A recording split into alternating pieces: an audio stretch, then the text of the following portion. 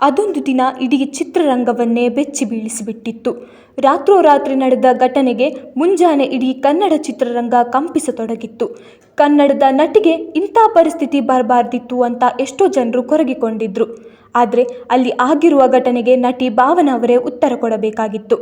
ಅವರ ಸುತ್ತಲೂ ಕೆಲವೊಂದಿಷ್ಟು ಘಟನೆಗಳು ಅಂದರೆ ಸುಳ್ಳು ಸುದ್ದಿಗಳು ಆಗಿರಬಹುದು, ಟ್ರೋಲ್ಗಳಾಗಿರಬಹುದು, ಅವಹೇಳನದ ಮಾತುಗಳಾಗಿರಬಹುದು, ಇವೆಲ್ಲದರಲ್ಲೂ ಬೆಂದು ಹೋದ ನಟಿ ಧೈರ್ಯವೆಂಬ ದೃಢ ನಿರ್ಧಾರವನ್ನ ಮಾಡಿಕೊಂಡು ಬಂದಂತಹ ಮಾತುಗಳಿಗೆ ತಲೆ ಕೊಡದೆ ತನ್ನೊಂದಿಗೆ ತಾನೇ ಇದ್ದೇನೆ ಎನ್ನುವಂತಹ ಸಂಕಲ್ಪವನ್ನ ಮಾಡಿಕೊಂಡಿದ್ರು.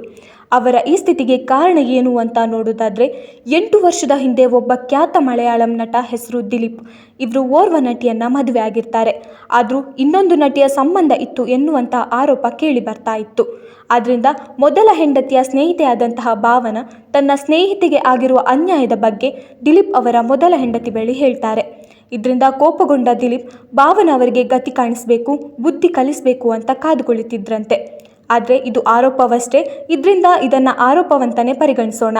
ಇದಾದ ನಂತರ ಫೆಬ್ರವರಿ 17ನೇ ತಾರೀಕು ನಟಿ ಎಂದಿನಂತೆ ತಮ್ಮ ಶೂಟಿಂಗ್ ಮುಗಿಸಿ ಡ್ರೈವರ್ ಜೊತೆ ಬರ್ತಾ ಇರ್ತಾರೆ.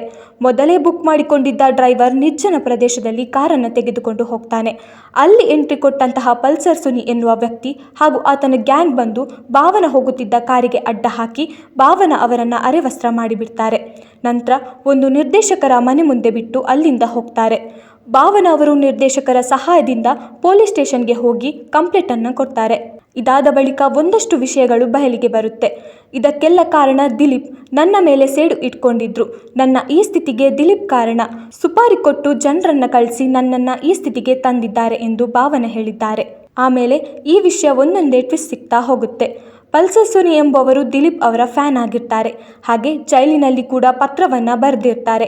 ನೀವು ನನಗೆ ಸುಪಾರಿ ಕೊಟ್ಟಿದ್ರಿ, ಅದರ ಹಣವನ್ನು ನನ್ನ ಮನೆಯವರಿಗೆ ಕಳುಹಿಸಿ. ಹೀಗೆ ಸಾಕಷ್ಟು ವಿಷಯಗಳು ಒಂದೊಂದೇ ಸಿಗ್ತಾ ಹೋಯಿತು. ಇದಾದ ಮೇಲೆ ದಿಲೀಪ್ ಕೂಡ ಬಂಧನಕ್ಕೆ ಒಳಗಾಗ್ತಾರೆ.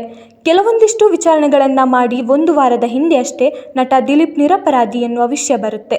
ಇದಾದ ಬಳಿಕ ಭಾವನಾ ಅವರು ತಮ್ಮ ಸೋಷಿಯಲ್ ಮೀಡಿಯಾದಲ್ಲಿ ಪೋಸ್ಟ್ ಒಂದನ್ನು ಹಾಕಿದ್ದಾರೆ. ವ್ಯವಸ್ಥೆ ಬಗ್ಗೆ ಹಾಗೆ ಕಾನೂನಿನ ಬಗ್ಗೆ ಆಕ್ರೋಶವನ್ನು ವ್ಯಕ್ತಪಡಿಸಿದ್ದಾರೆ. ಅವರ ಪೋಸ್ಟಲ್ಲಿ ಏನಿದೆ ಅಂತ ನೋಡೋದಾದರೆ 8 ವರ್ಷ 9 ತಿಂಗಳು 23 ದಿನಗಳ ನಂತರ ದೀರ್ಘ ಮತ್ತು ನೋವಿನ ಕೊನೆಯಲ್ಲಿ ನಾನು ಸ್ವಲ್ಪ ಬೆಳಕನ್ನು ಕಂಡೆ. 6 ಆರೋಪಿಗಳು ತಪ್ಪಿತಸ್ಥರು ಅಂತ ಪ್ರೂವ್ ಆಯಿತು. ಇದಕ್ಕೆ ನನಗೆ ಖುಷಿ ಇದೆ. ನಾನು ಹಲವು ಬಾರಿ ಹೈಕೋರ್ಟ್ ಮತ್ತು ಸುಪ್ರೀಂ ಕೋರ್ಟ್ ಮೆಟ್ಟಿಲೇರಿದ್ದೇನೆ. ಆದರೆ ನಾನು ಈ ಕೆಳ ಹಂತದ ನ್ಯಾಯಾಲಯವನ್ನು ಯಾವತ್ತೂ ನಂಬುವುದಿಲ್ಲ ಅಂತ ಸ್ಪಷ್ಟವಾಗಿ ಹೇಳಿದ್ದೆ. ಈ ದೇಶದ ಪ್ರತಿಯೊಬ್ಬ ನಾಗರಿಕನನ್ನು ಕಾನೂನಿನ ಮುಂದೆ ಸಮನಾಗಿ ನಡೆಸಿಕೊಳ್ಳುವುದಿಲ್ಲ. ಒಬ್ಬರಿಗೆ ಒಂದು ನ್ಯಾಯ, ಇನ್ನೊಬ್ಬರಿಗೆ ಒಂದು ನ್ಯಾಯ. ಪ್ರತಿಯೊಂದು ನ್ಯಾಯಾಲಯವು ಒಂದೇ ರೀತಿಯ ತೀರ್ಪು ಕೊಡುವುದಿಲ್ಲ. ಈ ಸಂದರ್ಭದಲ್ಲಿ ನನ್ನೊಂದಿಗೆ ನಿಂತ ಎಲ್ಲರಿಗೂ ಧನ್ಯವಾದಗಳು. ನನಗೆ ಬಂದಿರುವಂಥ ಕಮೆಂಟ್ಗಳು, ನಿಂದನೆಗಳು, ಹಣ ಪಡೆದ ನಿರೂಪಣೆಗಳು, ದಾಳಿ ಮಾಡೋದನ್ನು ಮುಂದುವರೆಸಿದವರಿಗೆ ನೀವು ಹಣ ಪಡೆಯೋದನ್ನು ಮುಂದುವರಿಸೋಕೆ ಸ್ವತಂತ್ರರು ಅಂತ ಹೇಳಿದ್ದಾರೆ.